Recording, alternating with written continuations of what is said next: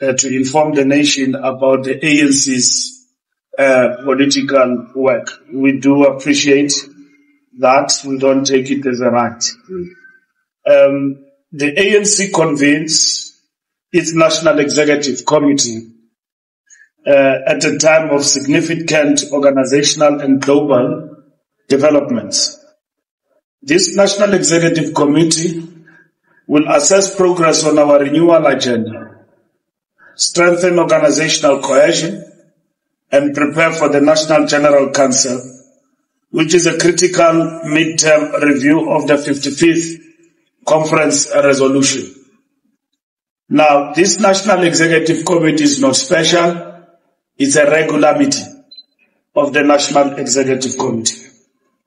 We enter this meeting guided by the Freedom Charter's vision and our commitment to make the ANC a more effective instrument of the people. The NEC will reflect on the state of governance across all spheres, including areas where stability has been restored and the municipalities requiring urgent intervention. The ANC is firm when it comes to service delivery, clean administration, and ethical leadership are not optional. They are obligations to the people who entrusted us with their vote. Progress in energy, logistics, water security, and economic recovery informs our approach to governance discussions. And we can attest that in relation to the current developments in the country when it comes to those matters. Renewal remains a non-negotiable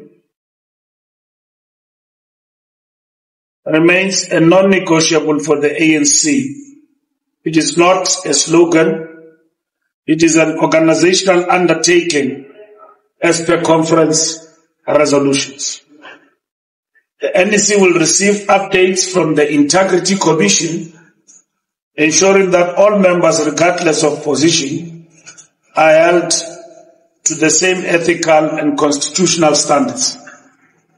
If anyone appeared before the Commission, the report will be delivered tomorrow in relation to those people who are affected and the outcome and recommendations of the Integrity Commission.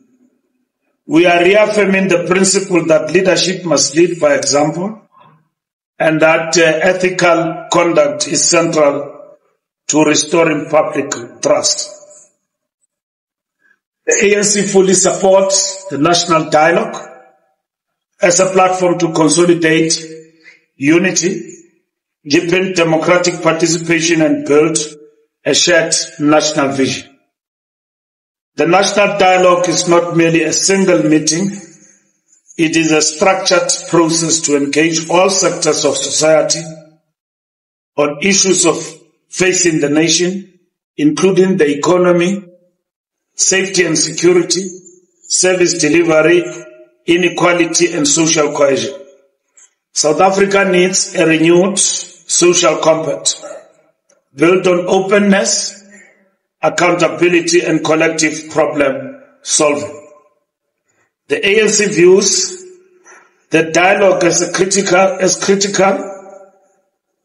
ensuring that political leadership, civil society, labor, youth, women, faith communities, and traditional leaders contribute meaningfully to national solutions.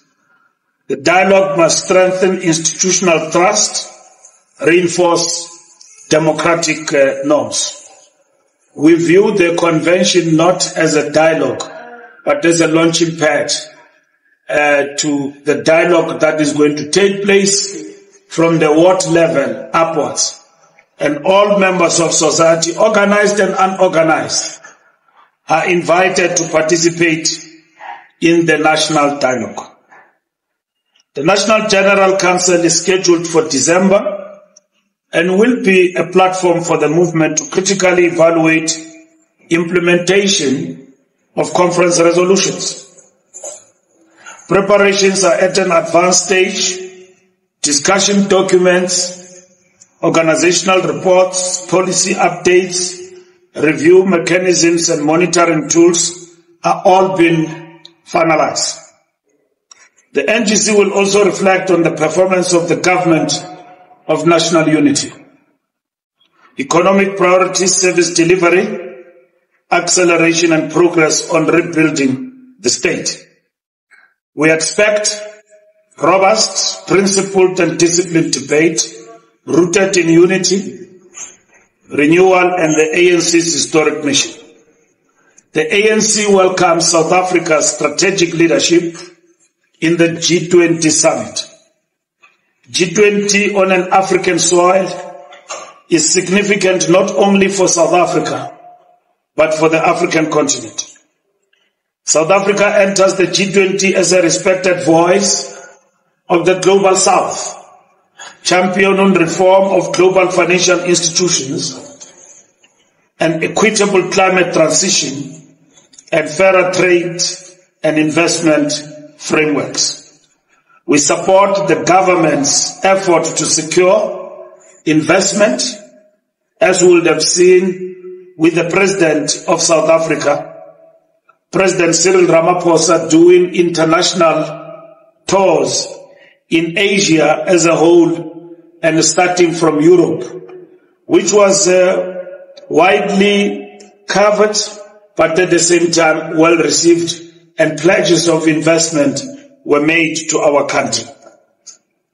We firmly believe that G20 must work for developing countries, not only for the major industrialized economy. As the ANC convenes today, the ANC is simultaneously engaged in a trademark matter at the Supreme Court of Appeal in Bloemfontein.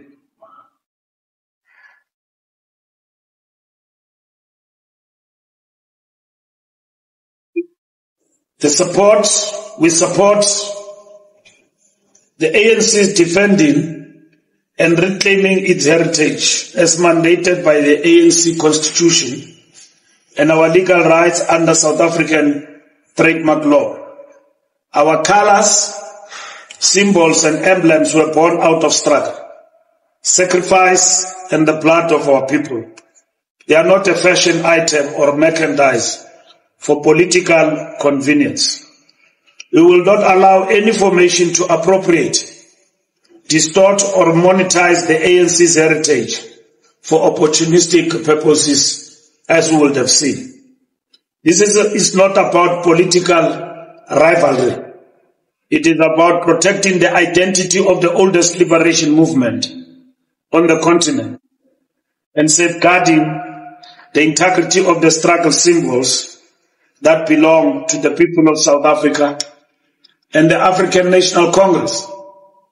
Our representatives will demonstrate today, legal representatives before the court and the Supreme Court judges, that indeed the Umkhonto weSizwe trademark belong to the African National Congress. The ANC remains anchored in unity, discipline and renewal. The NEC meets with full appreciation of the challenges facing our country and with the confidence that only a united and renewed ANC can lead South Africa to its next phase of transformation. Thank you very much.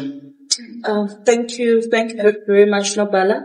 To the members of the media, that was the remarks of the SG. We will now hand over to you for any questions. All right. Moloto here from ANC. Mr. Mbalula, maybe just 2 questions. If you can just give us an idea in terms of the number of people who will be affected by the announcement in regard to the Integrity Committee report. That secondly, in relation to that, is that going to be made public? Are you going to be able to say to the public, these are the names, no matter whatever the outcomes? Lastly, third question. I'll come back to my third question. First and foremost, Thank you for the question. But you should know that we did say to you, and I'm happy that, Muluko, you have been a very loyal member of these press conferences of the NEC on behalf of your company. But just to remind you that we did say that the Integrity Commission is part of the NEC standard agenda. And after every NEC, in our statement, we do refer to cases that the Integrity Committee will have delivered to the NEC and the verdict of the NEC on those cases. So we've been doing that consistently.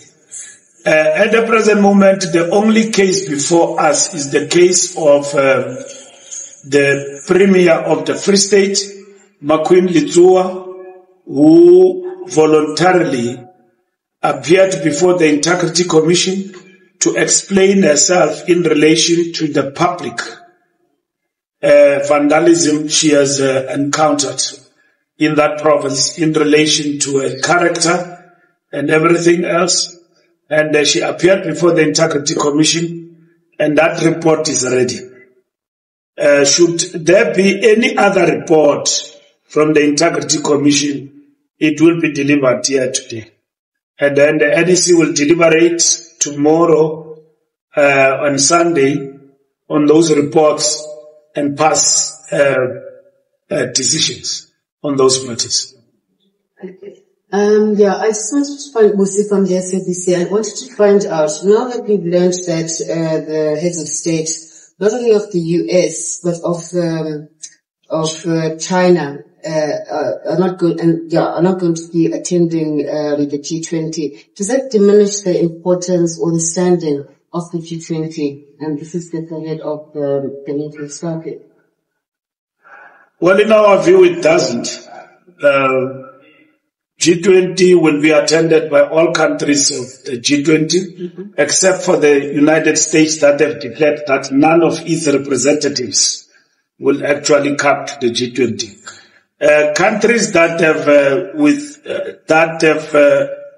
in terms of their heads of state, that have indicated their non-attendance, from the reports that we have received, just like you, from our government and so on, is that these people have not withdrawn from participation. So non-attendance of the head of state, for whatever reasons, is not equal to non-participation in the G20 by the country.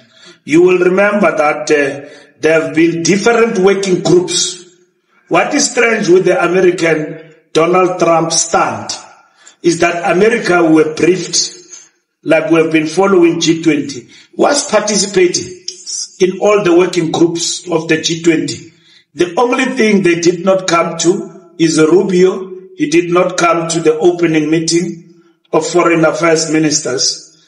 And then now they are not coming to take their baton, because G20 from here is going to the United States of America.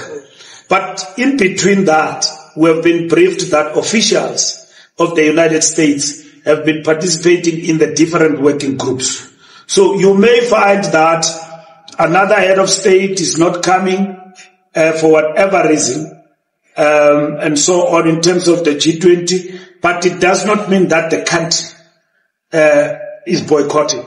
But equally, we will urge our government to communicate fiercely against propaganda and the misinterpretation of some of this non-attendance by heads of state, so that we close the gap of misinformation in this particular regard and explain G20 as the host for what it is. So many things are happening in the country and non-attendance. I've not heard a single voice of the South African government say, why these things are happening. No consistent communication. Our government is not communicating. They are treating things like it's business as usual. And yet we are hosting a G20. ANC as a civil society and a liberation movement. that appreciate the coming of G20 is very much concerned about the lax and non-communication of our government on an important occasion as this one. Because that president of Argentina, the day he decided he's not coming, and then the other one from Mexico, and all of that, and probably the other one, and the other one, they need to explain. I'm not government. I speak for the ANC. And from where we are standing, G20 is continuing. And it's going to be a great success. The communicator of government cannot only be the president. What's happening to GCIS? Why are they not informing South Africa about G20? Such an important economic impact-driven global event that is putting Africa on the map, hosted by South Africa. So from the ANC side, we will urge government to speak regularly on the developments around G20. Probably they will say they speak. The last time I saw government speaking was yesterday. Kumbuzo talking about cabinet. But cabinet sits every fortnight. We are in G20. G20, we must get briefings weekly. We are ready security-wise, everything. We are capable. We know as a country. Our agencies and everybody else, we're looking forward to a successful event. And government must communicate. And that is what we will emphasize.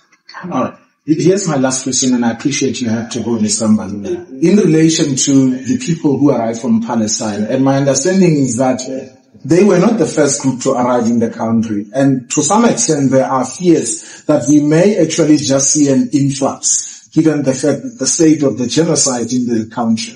Is that a matter, knowing your position as the ANC, that you support the people of Palestine, our government too? The fears that people have, that perhaps we might just have an influx, how should South Africans navigate that possibility that we may actually see more Palestinians coming to our shores? Again, another challenge of communication on the part of our government. I've never seen a minister, deputy minister, explaining what happened last night with the Palestinians. I saw NGOs, gift of the givers. I saw a statement from, what is this? Border management. The issue of the Palestinians is not a border management issue. Where is government when we need them to explain the situation of the Palestinians? How did the plane come here?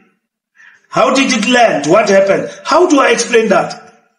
As the ANC, obviously, we will want Palestinians coming to our country to be given political asylum status, which our country, as a signatory to the Geneva Convention, is obliged to do that. But the circumstances around the whole matter need a minister of government. I think you will agree. You are South Africans. You want government to explain that there is a group of people, 130, arriving at OR Town. The Palestinians and all of that, how were they processed? What happened? Border management is an agency of government. And they will explain their procedures. That we gave them forms to sign, and that is it. It ends there. But you need a political leader of this government to have voted. Yeah. Even in the GNU, where's Schreiber? Explaining what are the laws that have been followed to accept the Palestinians in this country. Where is the Minister of Home Affairs to explain that?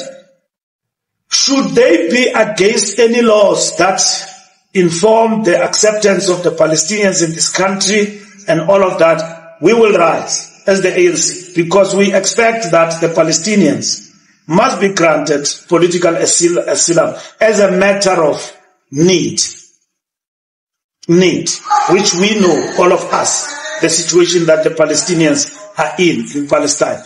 It is possible that this is depopulation of a nation like Palestine, like what we have read about the Donald Trump plan.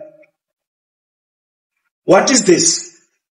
And those are the questions we'll be asking from our government representatives who are deployed. And by the end of this meeting, we should be able as the ANC to give you a clearer position. But I can tell you now, without NEC, our policy is biased towards political asylum as a country that has signed the Geneva Convention. And those who are in need, who are destitute because of political situation, justifiably so, in their countries, are entitled to political asylum in our country. And we will support that. Thank you. Thank you, colleagues. Thank you. Thank you. Thank you. Dear colleagues, are you?